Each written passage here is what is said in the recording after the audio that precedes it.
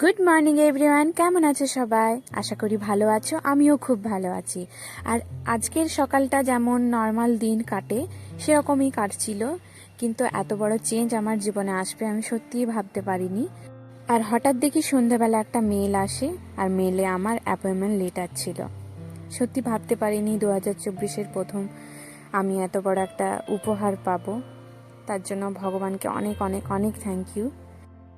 আর এখন যাচ্ছি CMOH office আমার জয়েনিং লেটার আনতে। আর এক্সাইটেড তো ছিলামই, কিন্তু কোথায় পোস্টিং পড়বে তার জন্য একটু টেন্সও ছিলাম।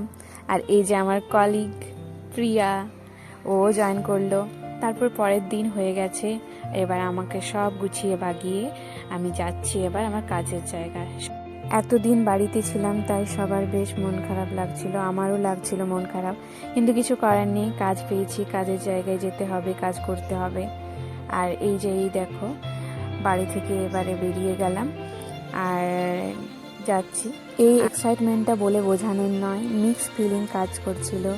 আর এতদিন পরে কিছু করার অভিজ্ঞতা সত্যিই মনকে মুগ্ধ করে। আর তার সঙ্গে এরকম যদি প্রকৃতি দেখতে পাই তবে আর কি চাই। আর এদিকে অগোছালো হয়ে আছে সব কিছু, গোছাতে হবে সব কিছু। আর তারপরে আমরা চলে গেলাম 10 মিনিটের হাঁটা রাস্তা আমার যেখানে অফিস থেকে। আর এই যে দেখতেই পাচ্ছ সামনে পাহাড়, তারপরে দেখতে পাবে অপরূপ একটা দৃশ্য। আর এই তো হলো দুর্গা ফলস। কি সুন্দর না, আমি তো দেখেই মুগ্ধ হয়ে গেছি। আর এইরকম জায়গায় থাকবো ভেবে তো আমি খুবই এক্সাইটেড। আমি মনে করি জীবনে কিছু কিছু পরিবর্তন খুব ভালোর জন্যই আসে, আর সেই বিশ্বাস নিয়ে এগিয়ে চলি। তারপর এখানে বিখ্যাত আখের রস, এই যে দেখো আখের রস নিয়ে বসেছি, এটা খেয়ে তারপর আমরা বাড়ি চলে গেলাম।